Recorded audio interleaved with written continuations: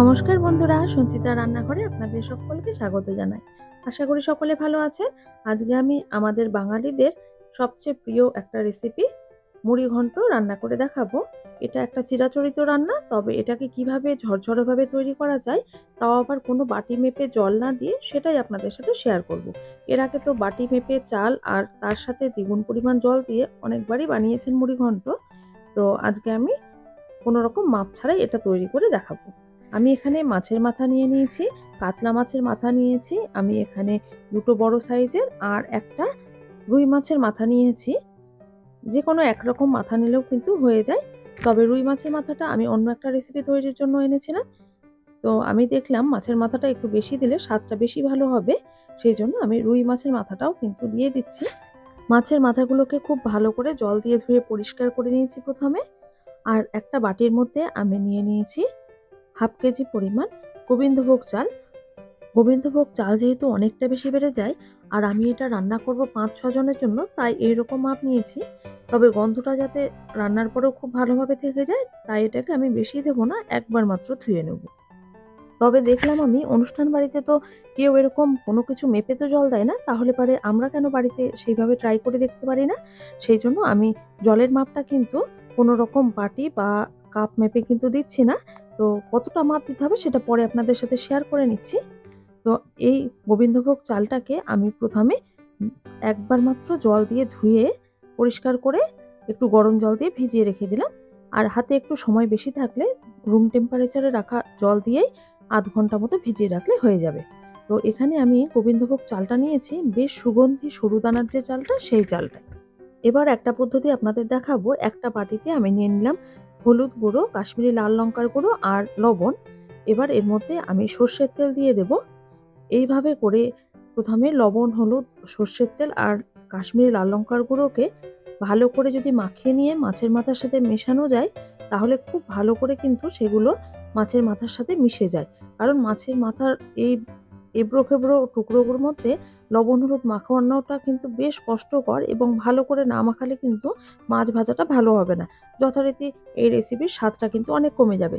তাই আমি কিন্তু এইভাবে প্রথমে লবণ, হলুদ, কাশ্মীরি লাল লঙ্কার গুঁড়ো আর সর্ষের তেলকে মাখিয়ে নিয়ে মাছের ওপরে ঢেলে দিলাম। তারপরে বেশ ভালো করে ঝাঁকিয়ে নেব।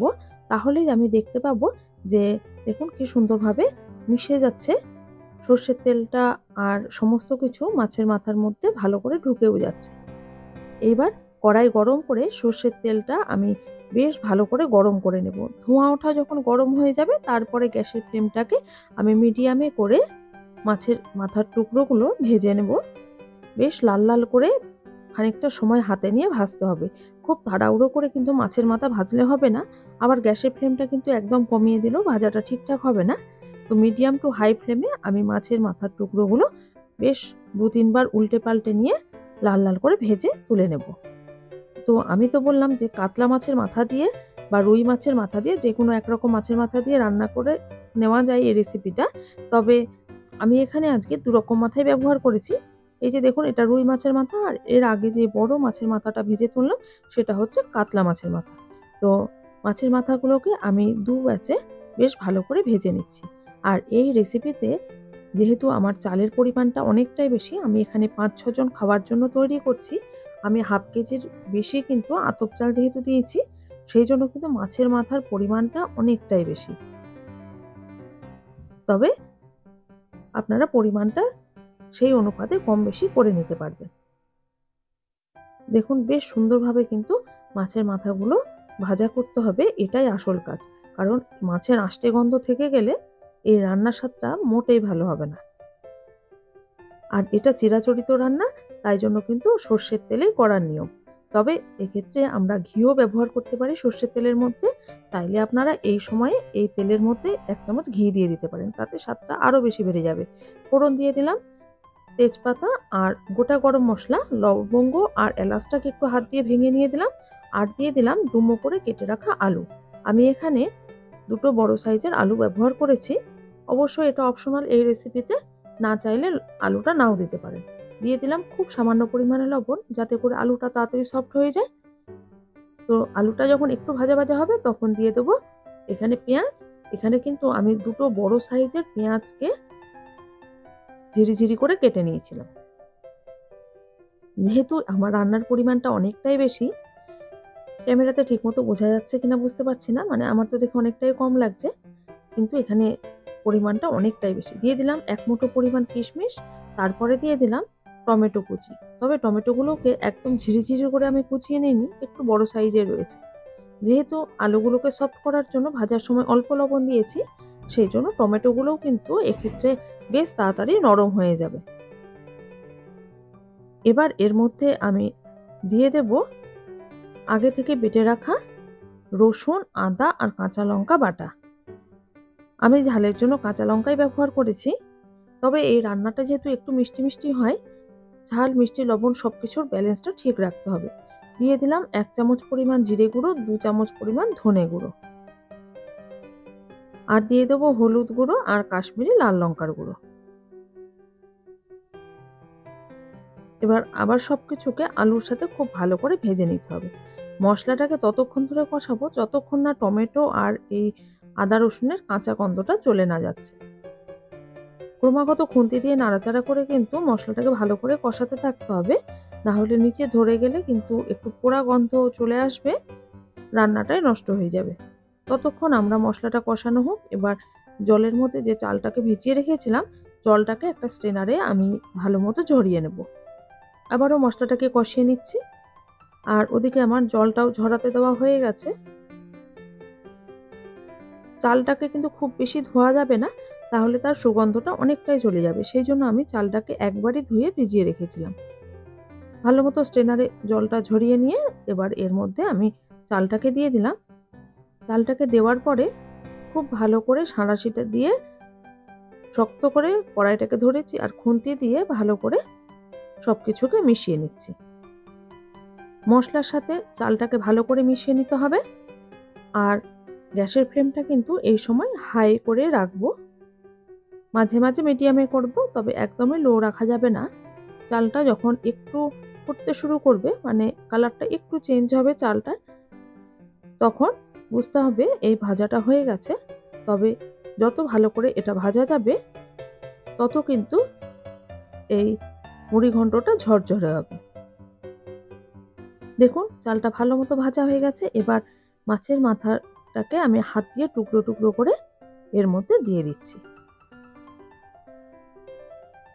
হাত দিয়ে টুকরো করে দেওয়াটাই ভালো, কারণ কড়াইয়ে দেওয়ার পরে যদি খুন্তি দিয়ে ভাঙা হয় মাথাগুলো, চালগুলোও ভেঙে যাবে। মুড়িঘন্ট আসলে দুরকম হয়, একরকম ঝরঝরে হয়, আর একরকম হয় যেটা একটু মাখো মাখো থাকে, সেক্ষেত্রে চালের পরিমাণ অনেকটাই কম লাগে। তো সেই রেসিপিটা আমি পরে আপনাদের সাথে না হয় একদিন শেয়ার করে নেব, সেটা খেতেও কিন্তু দুর্দান্ত হয়। তবে আমাদের বাড়ির সবাই এটাই বেশি খেতে ভালোবাসে, তাই এটাই আমি আজকে তৈরি করলাম। খুন্তি দিয়ে আবারও মাছের মাথা, চাল আর সমস্ত কিছুকে ভালো করে আমি মেশাতে থাকবো। ৩ থেকে ৪ মিনিট ধৈর্য ধরে এইভাবে কিন্তু নাড়াচাড়া করে সবকিছু একসাথে মিশিয়ে নিতে হবে। এবার জল দিচ্ছি, যে ব্যাপারটা বলছিলাম, আমি কোনো কিছু মেপে বাটি, কাপ মেপে জল দিইনি। দেখুন যতটা চাল ছিল, জল দেওয়ার পর খুন্তি দিয়ে একটু সমান করে নিলাম। তারপরে আমি হাতের কড় মেপে দেখাবো যে কতটা জল দিতে হবে, যেন চালের ওপর থেকে জলের পরিমাণ ১.৫ কড় মতো থাকে। তাহলে কিন্তু একদম ঝরঝরে মুড়িঘন্ট তৈরি হয়ে যাবে। এটা আমার মাথায় স্ট্রাইক করেছিল অনুষ্ঠান বাড়িতে। তো যখন অনেকটা পরিমাণে রান্না করা হয়, তখন তো কেউ মেপে দেয় না, তাহলে কিভাবে মাপটা আন্দাজ করা যায়? সবসময় তো বাটি মেপে কত বাটি দিলাম সেই রকম মনে থাকে না। সেক্ষেত্রে হাতের কড় মেপে দিলে পারে কিন্তু সবথেকে বেশি সুবিধা হয়। দিয়ে দিয়েছিলাম কিছুটা চেরা কাঁচা লঙ্কা আর লবণ আর চিনি। তবে লবণটা কিন্তু একটু কমই দিতে হবে। আর এই রান্নাটা একটু মিষ্টি মিষ্টি খেতে ভালো লাগবে। যেহেতু আগে লবণ একবার দেওয়া হয়েছে আর মাছের মাথাগুলোতেও লবণ মাখানো রয়েছে, সেই জন্য লবণের পরিমাণটা খুব ভালো করে মাথায় রেখে দিতে হবে। দেখুন জলটা খুব তাড়াতাড়ি কিন্তু টেনে যাবে। আর অবশ্যই মাঝে মাঝে খুন্তি দিয়ে নাড়াচাড়া করতে হবে নিচ থেকে, না হলে নিচে একদম ধরে যাবে। খুব সামান্য সময় লাগে এই চালটা জল টেনে নেওয়া পর্যন্ত। যেহেতু ঢাকা দিয়ে রেখেছিলাম, লঙ্কাগুলো ভালো সেদ্ধ হয়ে গেছে। এবার আমি যে মশলাটা শিলপাটায় বেটে রাখলাম, গরম মশলাটা, দারচিনি, লবঙ্গ, এলাচ, সেটা এর মধ্যে দিয়ে দিলাম। আর দিয়ে দেব ১ চামচ পরিমাণ ঘি। আমি প্রথমে ঘি ব্যবহার করিনি, মশলা কষানোর সময় ঘি দিয়ে কষালেও কিন্তু স্বাদটা আরও ভালো হতো, তবে ঘিয়ের পরিমাণটা একটু বেশিই দিতে হবে। ঘিটাকে ভালো করে সব কিছুর সাথে মিশিয়ে দেবো আর গরম মশলাটাকেও ভালো করে মিশিয়ে দিয়ে এবার আমি একটা ঢাকা দিয়ে রাখবো 2 থেকে 3 মিনিট। তবে খুব বেশিক্ষণ ঢাকা দিয়ে এভাবে রেখে দিলে এটা কিন্তু একদম চাপ হয়ে যাবে, মানে ঝরঝরে হবে না। ঢাকা খুলে তারপরে খুন্তি দিয়ে ভালো করে আবারও নেড়েচেড়ে দিতে হবে, তাতে করে একটু বাতাস লেগে এটা কিন্তু ঝরঝরে হয়ে যাবে। দেখুন কত সুন্দর ঝরঝরে হয়েছে, আর এটা আরও ঝরঝরে হবে আর একটু ঠান্ডা হয়ে গেলে। তো আমি এটা অন্য একটা পাত্রে ট্রান্সফার করে দিচ্ছি। চেষ্টা করবেন সেই পাত্র থেকে নিয়ে অন্য পাত্রে ট্রান্সফার করে দিতে, তাহলে একদম ঝরঝরে মুড়িঘন্ট তৈরি হয়ে যাবে। আপনারা অবশ্যই পুরো ভিডিওটা দেখেছেন এই আশাই করব। আর আপনাদের যদি ভিডিওটা ভালো লেগে থাকে তাহলে লাইক, শেয়ার আর কমেন্ট করতে একদম ভুলবেন না। আর আমার চ্যানেলটাকে সাবস্ক্রাইব করবেন, যাতে করে আমি যখনই নতুন কোনো ভিডিও পোস্ট করব তার নোটিফিকেশন আপনাদের কাছে সবার আগে পৌঁছে যাবে। আপনারা সকলে সুস্থ থাকবেন, ভালো থাকবেন, আর আমাকে অবশ্যই লিখে জানাবেন যে আমার ভিডিওটা আপনাদের সত্যিকারের কেমন লাগছে। নমস্কার।